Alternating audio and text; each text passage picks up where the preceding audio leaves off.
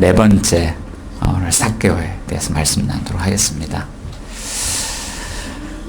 최근에 극장가에서 세간의 화제가 되고 있는 영화가 있습니다. 처음으로 정치적으로 민감한 소재인데 처음으로 이 소재를 다루었어요. 1979년 12월 12일 군사 쿠데타가 일어났고 한동안 군사 정권 하에서 민주화는 멀어지고 참 우리 시민들이 힘겹고 어려운 시간을 보내드렸습니다. 그날 12.12 군사 쿠데타가 일어났던 날 전 대통령 전두환 씨와 하나회라는 비밀 조직을, 비밀 사조직을 중심으로 일어났던 그 군사 쿠데타를 다루고 있는 영화 서울의 봄입니다. 이 영화를 보고 난 다음에 영화를 본 시민 중에 한 분이 SNS에 이런 사진을 올렸습니다. 영상을 올렸는데 영화를 보고 난 후에 자신의 심박수를 체크했는데 심박수가 172입니다. 자, 이 심박수가 가장 많이 나왔을 때가 178이었고요. 영화를 본 동안 한동안 이 심박수가 가라앉지 않았다고 합니다. 자, 영화를 보고 흥분된 마음이 가라앉질 않았어요. 왜 그랬을까요?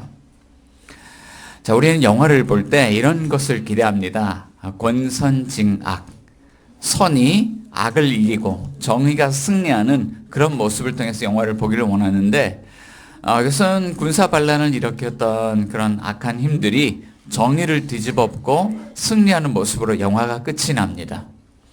그러니까 마음이 이게 막 두근두근 하면서 이게 가라앉질 않았던 거예요. 저도 이 영화를 보았는데요. 영화를 보고 나서 이런 마음이 들었습니다. 마음이 왜 이렇게 가라앉지 않을까? 그 이유는 우리 마음 속에 아마 더 나은 세상을 꿈꾸는 마음이 있기 때문에 그렇지 않을까? 자, 사람들은요, 그 마음 속에 여전히 70년대나 80년대나 지금 이 순간이나 더 나은 세상에서 살고 싶은 그런 마음을 가지고 있습니다. 그리고 그 마음 중심에는 이것을 원하고 있죠. 두 글자, 변화. 자, 우리는 변화를 원합니다. 자, 우리 아이가 달라졌어요.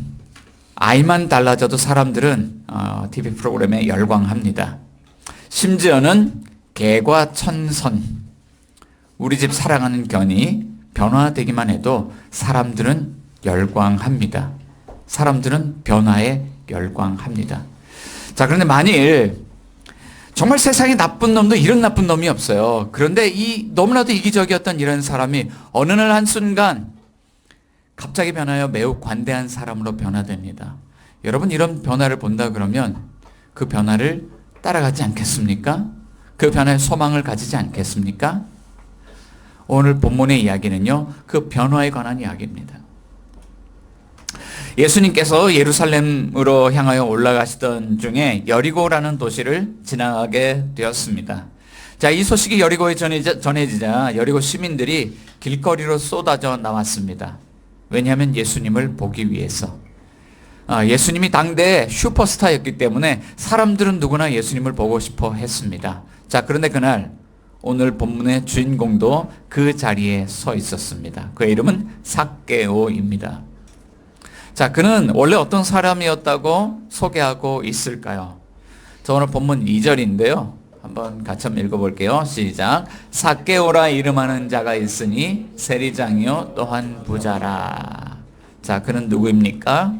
세리장이요 부자였더라 라고 이야기를 합니다. 자, 오늘 세리장이라고 하는 것은요, 아마 오늘날 우리 국세청 청장급쯤 되지 않을까 싶습니다. 자, 그래서 이 어떤 역사적 배경을 고려하지 않고 이 본문을 읽는다 그러면 이 삭개오라는 사람은 국세청장쯤 되는 아주 높은 고위 공직자고 돈이 많은 사람이었구나. 우리 이 정도로 본문을 읽을 수 있습니다. 자, 그런데 역사를 고려해서 읽으면 세상에 나쁜 놈도 이런 나쁜 놈이 없어요. 당시 고대 이스라엘은 로마 제국의 통치를 받고 있었습니다. 자, 이것은 이스라엘에 속한 각 도시들이 로마 황제에게 정해진 세금을 바쳐야 한다는 의미였습니다. 자, 로마가 이스라엘을 차지하고 난 다음에 주권을 빼앗은 이후에 각 도시에 세금을 정해 주었는데 세금이 원활하게 거치지 않았습니다.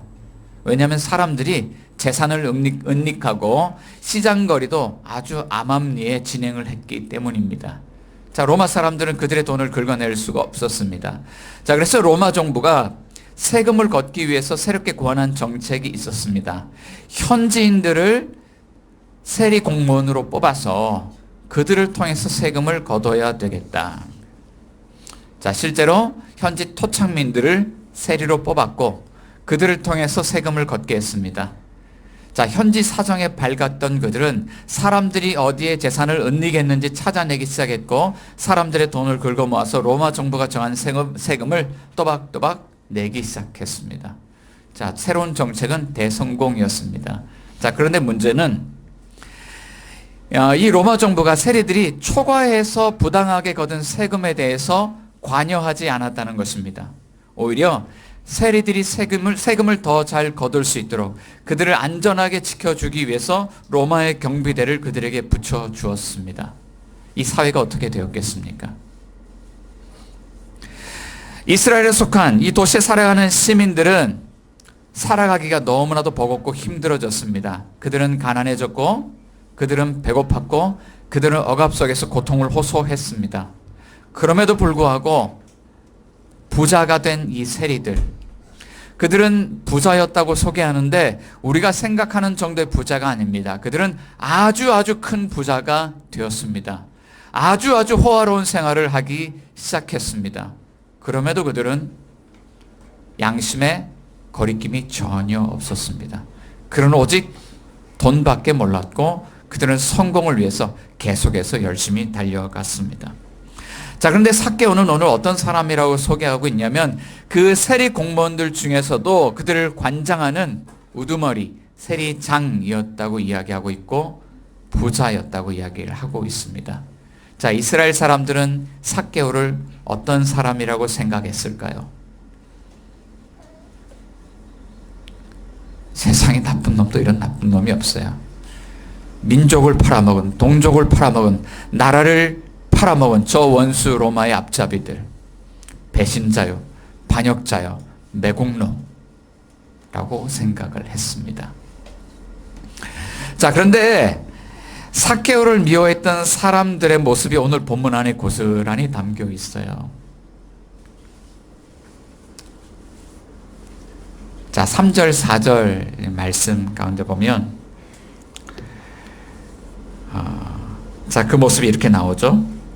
자, 3절 4절 제가 한번 읽어볼게요. 그가 예수께서 어떠한 사람인가 보고자 하되 키가 작고 사람이 많아 알 수 없어 앞으로 달려가서 보기 위하여 돌무화과 나무에 올라가니 이는 예수께서 그리로 지나가시게 됨이로라. 자, 그날 삭개오도 예수님을 보기 위해서 길거리로 나왔습니다. 자, 웅성웅성 하는 모습이 보이죠. 삭개오는 누굴까요? 자, 제일 뒤에 파란 모자를 쓴 키 작은 사람이 삭개오입니다. 자, 사람들이 예수님 보기 위해서 나왔는데 이 삭개오도 예수님 보기 원했지만 볼 수 있었을까요? 사람들은 키가 작은 삭개오를 엉덩이로 뭉개며 한 치의 틈도 양보해 주지 않았습니다. 삭개오는 예수님을 볼 수 없었어요. 자, 그래서 삭개오는 이런 선택을 했습니다. 저 멀리 아직 사람들이 모여있지 않은 그곳에 예수님이 분명 이곳으로 지나가실 거야. 그리고 저 멀리 보이는 나무, 돌무화과 나무 위로 올라갔습니다. 자, 한번 상상해 보겠습니다. 이게 얼마나 우스꽝스러운 장면인지 몰라요. 고위공직자예요. 아마 국세청장님이 오늘 여기 오신다면 동네 사람들 난리가 날 것 같은데 이런 고위공무원이 예수님 보려고 나왔는데 사람들이 엉덩이로 깔아 뭉개는 거죠. 고급 원단의 옷을 입은 아주 높은 사람인데 사람들이 엉덩이로 막 깔아 뭉개고 있습니다. 자, 그리고 어린아이들이 나무에 올라가서 예수님 보겠다고 올라가는데 어린아이들처럼 뒤뚱뒤뚱하면서 나무를 키워 올라갑니다. 참 얼마나 이 수치스러운 그런 장면입니까? 또한 우스꽝스럽기까지 합니다. 자, 그런데 예수님께서 이곳을 지나칠 무렵 아무도 예상하지 못했던 그런 일이 발생했습니다. 예수님께서 이 나무 아래에 멈춰 서시더니 삭개오야 속히 내려와라. 내가 오늘 너의 집에 유하여야 하겠다. 라고 말씀하시는 거예요. 자, 그리고 그날 삭개오는 나무에서 내려와서 예수님을 아주 즐겁게 맞이했습니다. 그날 저녁 아마 이 집에서 예수님과 함께 먹고 마시며 이렇게 식탁교제를 나누었을 겁니다. 그런데 놀라운 일이 일어났습니다.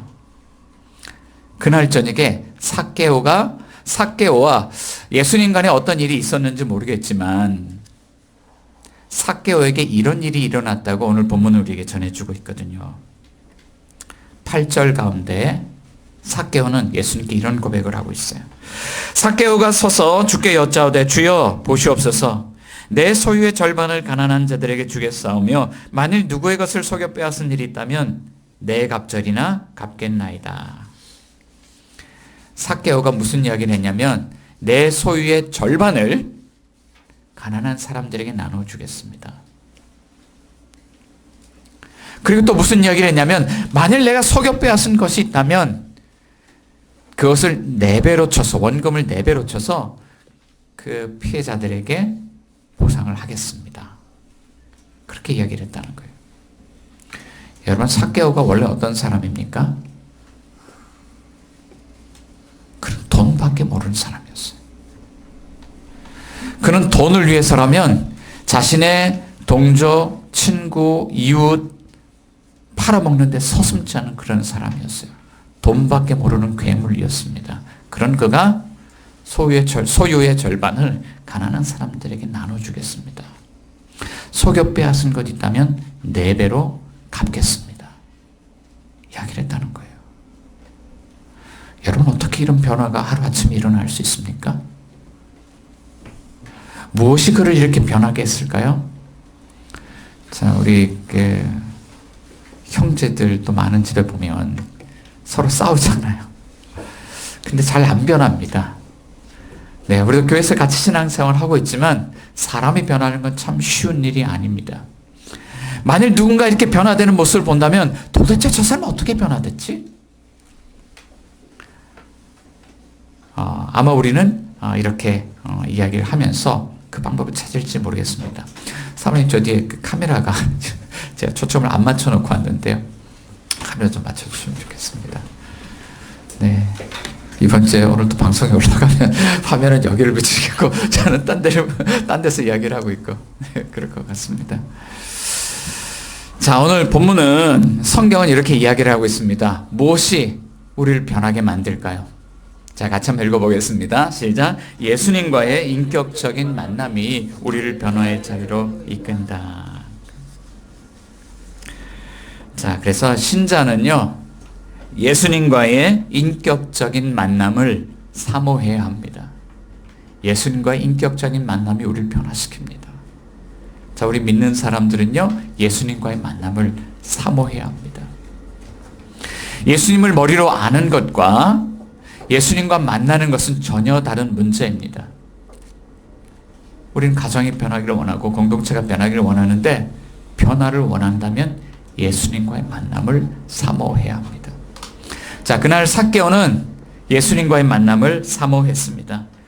자, 돈밖에 몰랐던 그 삭개오가 그날 길거리로 나왔던 이유는요, 3절과 4절에서 이렇게 이야기를 하고 있어요. 그가 예수께서 어떤 사람인가요 보고자 했고, 4절 앞으로 달려가서 예수를 보기 위하여 달려갔다 나무에 올라갔다 이야기를 해요. 예수를 보고 싶어 했습니다. 자, 사람들이 예수님 보고 싶어 하는 건 이해를 할 수 있는데 삭개오는 왜 예수님을 보고 싶어 했을까요? 오늘 본문은 그 이유를 알려주지 않지만 오늘 본문 속에 감추어져 있는 그 이유들을 찾을 수 있습니다. 자, 예수님을 만나기 전 삭개오는 정말 어떻게 저런 삶을 살아갈 수 있을까 사람들의 손가락질 받았지만 삭개오는 내면에 많은 상처와 아픔을 안고 살아가고 있었습니다. 자, 그날 그는 이런 상황 속에서 예수님 보기 원했던 거예요.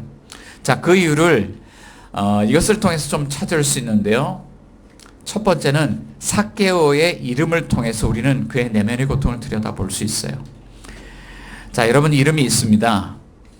여러분들 이름엔 뜻이 있습니다. 어떤 뜻이 있습니까?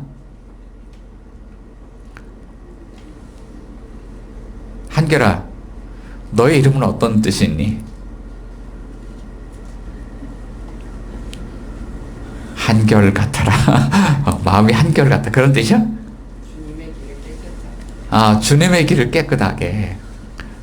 누가 이름 지어줬니? 아빠께서. 네. 자, 우리 부모님이 우리에게 지어주신 이름이 있고요. 그 이름에는 뜻이 있습니다. 삭개오도 태어났을 때 그 부모님이 그 아이에게 삭개오라는 이름을 지어주었는데요. 그 이름의 뜻은 깨끗한 사람, 의로운 사람이라는 뜻입니다. 그의 부모님이 이 아들을 낳고 어떻게 하나님께 기도를 드렸겠습니까? 하나님, 이 귀한 아들 주셔서 감사합니다. 하나님, 이 아들이 일생 하나님 앞에서 깨끗한 자로, 의로운 자로 살기를 원합니다. 이 아들을 하나님 손에 올려드립니다. 그렇게 기도하지 않았겠어요? 아마 삭개오도 자라면서 그 부모님의 기대가 무엇인지 분명히 알고 자랐을 것 같습니다. 자, 하지만 삭개오의 인생은 부모님이 원했던 부모님의 바람과는 완전히 어긋난 길로 나아가고 있었습니다. 우리는 그것을 무엇을 통해서 알 수 있냐면 그의 키가 작았더라는 그의 외모를 통해서 알 수 있어요. 그는 어렸을 때부터 키가 작았습니다. 외소증을 갖고 있었습니다. 너무나도 작았습니다. 자, 그래서 친구들이 이 삭개오를 만날 때면 삭개오를 놀렸습니다. 너는 키가 왜 그렇게 작아? 어릴 때부터 삭개오의 마음속에는요, 이 작은 키 때문에 너무나도 많은 스트레스가 있었고 마음 안에는 열등감이 자리 잡기 시작했습니다. 그리고 그 열등감은 그의 마음속에 왜곡된 꿈을 심기 시작했습니다. 오늘은 너희들이 나를 놀리고 있지만 나는 분명히 이 세상에서 성공해서 너희들 보란듯이 성공해서 너희들의 코를 반드시 납작하게 해주고 말 거야.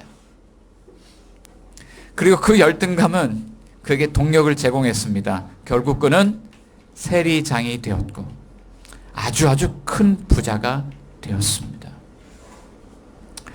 자, 그런데 그의 인생 가운데 변화의 바람이 불기 시작하고 있었습니다. 그는 세리장인데 직장에 가면 세리들이 이렇게 모여서 자기들의 업무를 보고 있습니다. 그런데 그 세리 중에 한 사람이었던 마태라는 직원이, 레위라고 불렸던 그 직원이 어느 날 사표를 탁 내는 거예요. 더 이상 못하겠습니다. 저는 예수의 제자가 되겠습니다. 그리고 떠났어요. 예수님의 제자가 되겠다고 떠났습니다. 그리고 얼마 뒤 그곳에 있던 여러 세리들이 레위와 교제하면서 그 사람들도 막 변화되기 시작하는 거예요.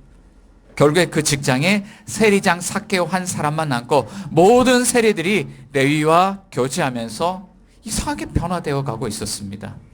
직원들이 괴로워하기 시작했습니다. 직원들이 이 일을 못하겠다고 이야기하기 시작했습니다.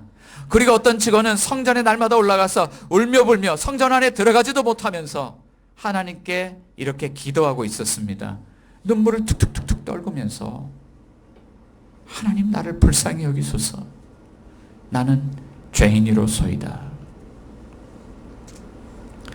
세리장은 화가 났어요. 삭개오는 화가 났어요. 도대체 얘들이 왜 이러는 거야? 내가 이 사람들의 돈을 끌어다가 너희들 어떻게 배를 불리게 해줬는데 너희들이 어떻게 나한테 그럴 수 있어?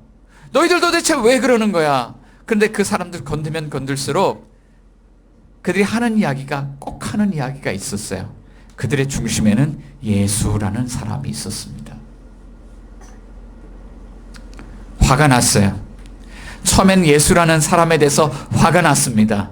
그런데 시간이 지나면 지날수록 자신의 내면의 상처가 더 크게 보이면서 이런 마음이 자리 잡기 시작했어요. 나도 그 예수를 한번 보고 싶어. 자, 그런데 그날 삭개오에게 놀라운 일이 일어났습니다. 예수님이 오신다는 소식을 들었고 그도 길거리로 나왔습니다.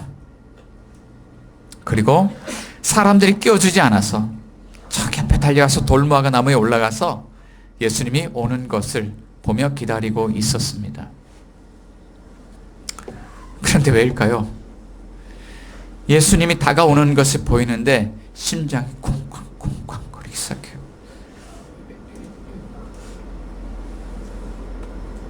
이상해요.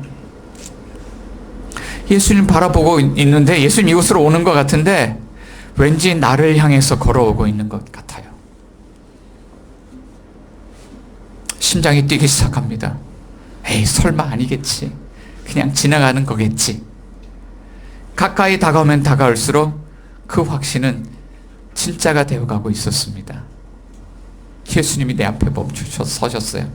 그리고 예수님께서 그 여리고 도성을 통과하시면서 유일하게 행한 그 일이 오늘 19장 5절 말씀에 기록이 되어 있습니다.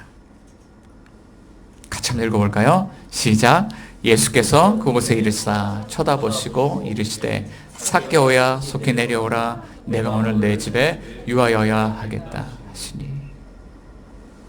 아니죠. 아니죠. 설마 그가 나를 향해서 걸어오시고 내 앞에서 멈춰 서시고 나를 주목하여 보셨습니다. 예수님이 그날 세 가지 일을 하셨는데 첫 번째는 삭개오를 주목하여 보셨습니다. 그리고 두 번째, 삭개오의 이름을 불러주십니다. 삭개오야 속히 내려와라. 자, 예수님은 삭개오의 이름을 어떻게 아셨을까요? 세리들이 이야기해 주었을까요? 삭개오가 미리 여기 와 있을 거라는 거 예수님이 아셨을까요? 성경 그날 예수님과 삭개오의 만남이 첫 만남이었다는 것을 이야기해 주고 있고 전혀 예상하지 않았던 일이라고 말씀해 주고 있어요. 예수님은 삭개오를 몰랐고 삭개오도 예수님 몰랐어요. 그런데 만났는데 예수님이 삭개오의 이름을 알고 있었고 그가 어떤 사람인지 알고 있었고 그가 여기에 왜 와 있는지 예수님 정확하게 알고 있는 거예요. 예수님이 그 삭개오에 오신 것입니다. 자, 세 번째, 예수님이 그에게 말씀하십니다. 내가 오늘 너의 집에 유하여야 하겠다. 예수님은 삭개오를 만나서 1대1로 관계를 맺으십니다. 나와 너의 관계를 맺으세요. 그리고 삭개오가 초대하지 않았지만 삭개오가 예수님을 영접하지 않았지만 예수님은 이런 굳은 의지를 말씀하시면서 약속하십니다. 내가 오늘 너희 집에 유할 것이다. 내가 오늘 너희 집에 들어가서 너와 함께 먹고 마시며 교제하며 내가 너와 함께 할 것이다. 그런데 이것이 문제가 되었죠. 이 장면을 목격했던 사람들이 수근수근 거렸습니다. 저가 죄인의 집에 유하러 들어간도다. 이게 왜 문제가 되었을까요? 자, 고대 이스라엘 문화 속에서 함께 밥을 먹는다는 것, 함께 식사를 한다는 것은 이런 의미가 있습니다. 이 사람을 있는 그대로 받아들인다는 의미가 있어요. 그리고 내가 이 사람과 동일시한다는 의미가 있습니다. 나라를 팔아먹고 민족을 팔아먹은 배신자, 반역자, 매국노, 이 죄인인 삭개오를 있는 그대로 예수님 받아줬어요. 용납하셨습니다. 그리고 예수님 자신을 그와 동일하게 취급하시면서 죄인의 자리에서 그를 친구로 인정해 주신 거예요. 자, 그날 삭개오에게 이런 변화가 일어났습니다. 식탁의 자리에서 주님, 제 소유의 절반을 가난한 자들에게 나눠주겠습니다. 그리고 내가 속여 빼앗은 것이 있다면 그것을 4배로 쳐서 갚겠습니다. 성경은요, 아무리 율법이라도 이렇게 말하지 않아요. 레위기서 6장 말씀 가운데 보면 속여 빼앗은 것에 대해서요, 원금의 5분의 1을 더해서 그에게 돌려주라고 되어 있습니다. 자, 4배로 갚으니까 5분의 1과 4배 하니까 몇 배 차이입니까? 20배 차이나 나요. 그런데 삭개오가요, 과도하게 이 하나님의 말씀에 반응하면서 기쁨으로 즐거움으로 자발적으로 주님 4배로 갚겠습니다 라고 이야기를 했다는 거예요. 여러분, 무엇이 삭개오를 변화시켰습니까?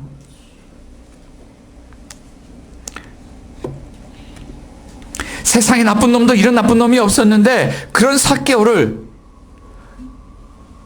누가 어떻게 해서 변화시킬 겁니까?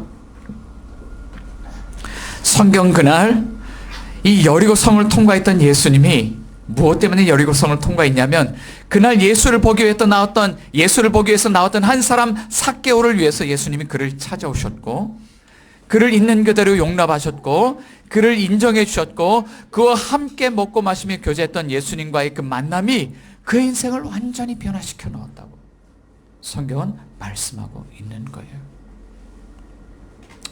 여러분, 우리도 변화를 원합니다. 우리와 함께 살아가는 가족들이 변화되기를 원하고 직장에서 함께 일하는 동료들이 변화되기를 원하고 우리 교회에서 함께 신앙생활하는 우리 교우들이, 형제자매들이 서로 변화되기를 희망합니다. 더 나은 세상에 살고 싶어합니다. 그런데 오늘 우리는 나와 함께 살아가는 사람을 변화시키겠다고 뭘 하냐면 용납하고 인정해주고 함께 교제하는 것이 아니라 이것을 하고 있어요.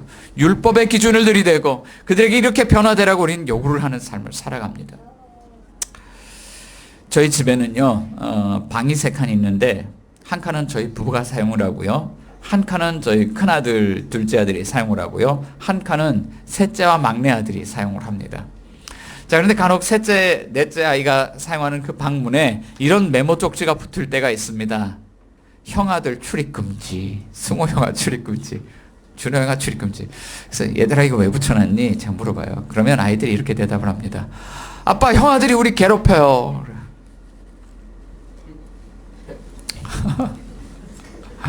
자, 그 괴롭힘, 형아들이 우리를 괴롭혀요. 그 말 이면에는 이런 의미가 있습니다. 아빠, 그동안 우리가 참을 만큼 참았거든요.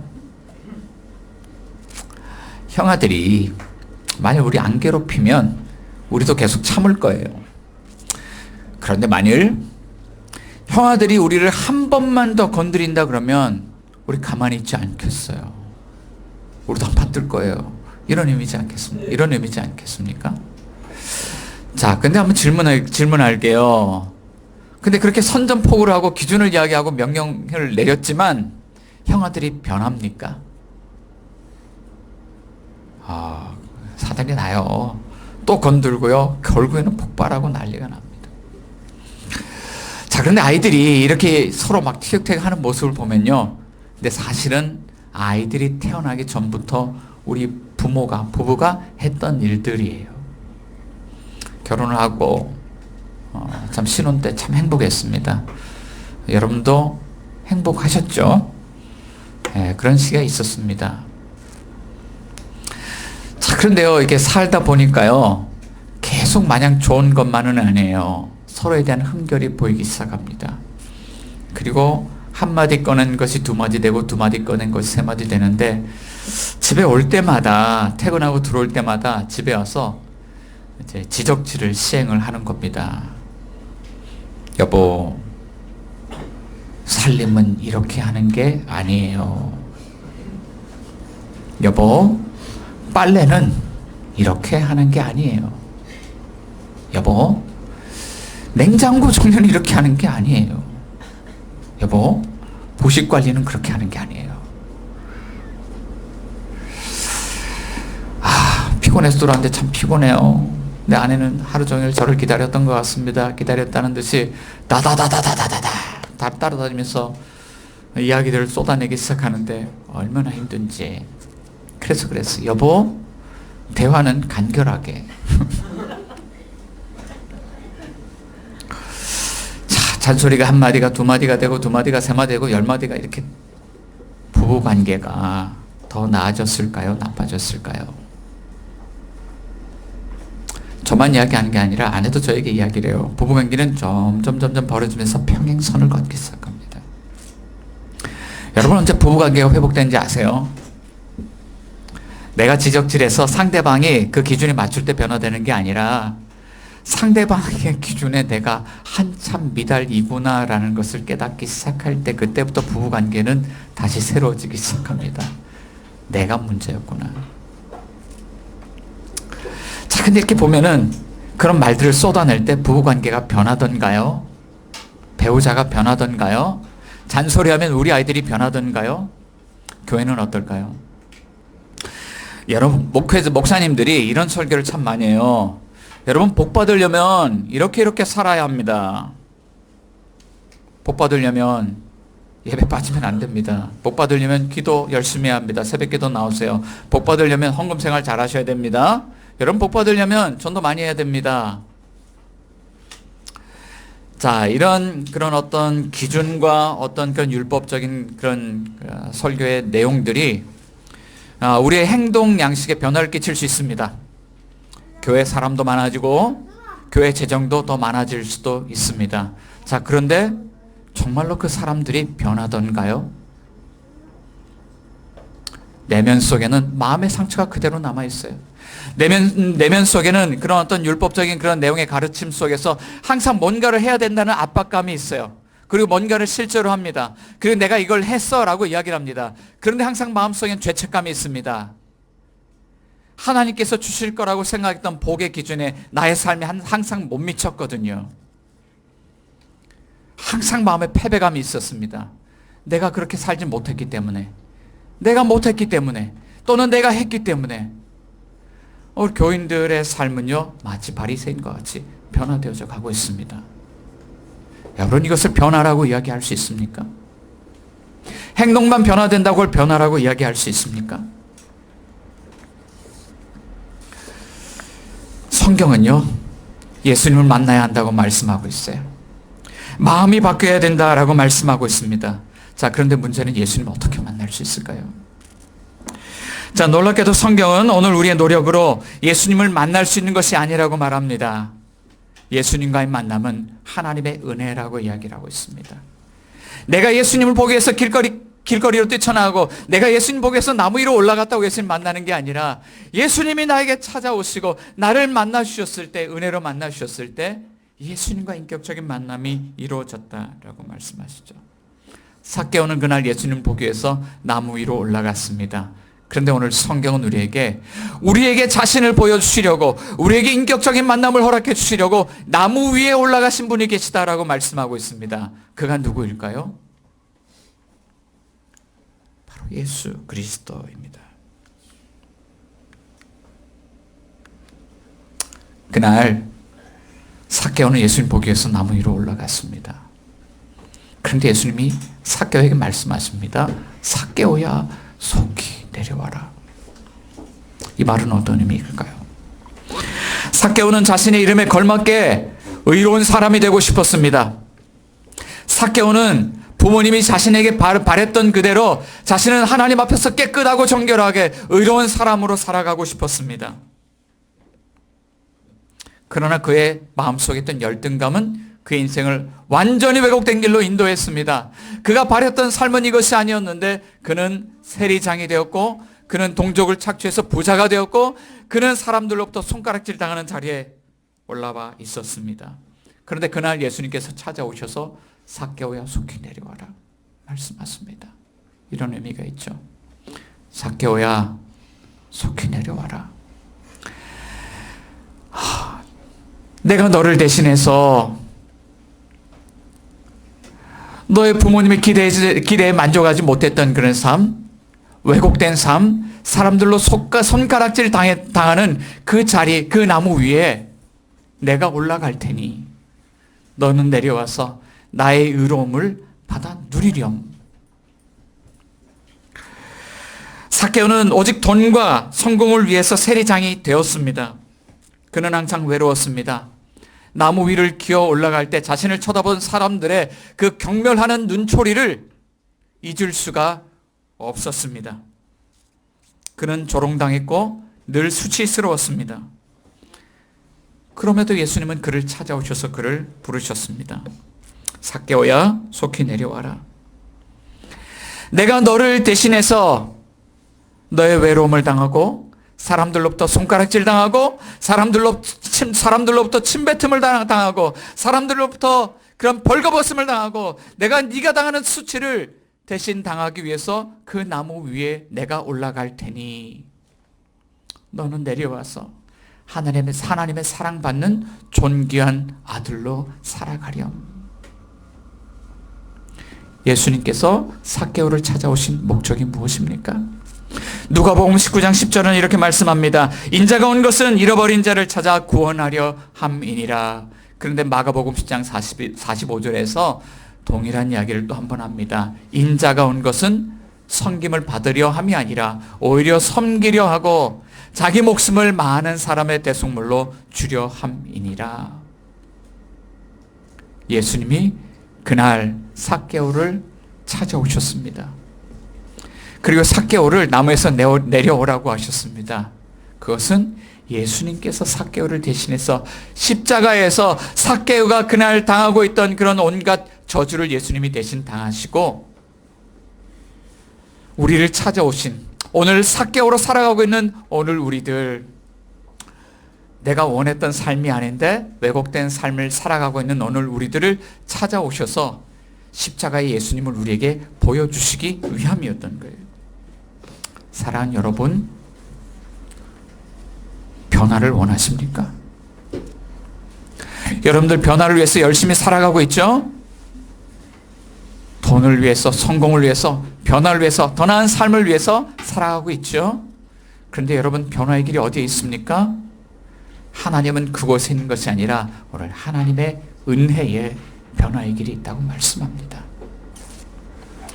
하나님은 예수 그리스도의 십자가 앞으로 우리를 초대하십니다. 여러분, 십자가로 예수님께로 나오십시오. 십자가에서 우리 죄를 대속하신 예수 그리스도 그 복음의 진리를 믿으십시오. 하나님은 믿는 저와 여러분들에게 변화의 길을 걸어갈 수 있도록 안내해 주실 것입니다. 우리 시간 같이 한번 기도하겠습니다.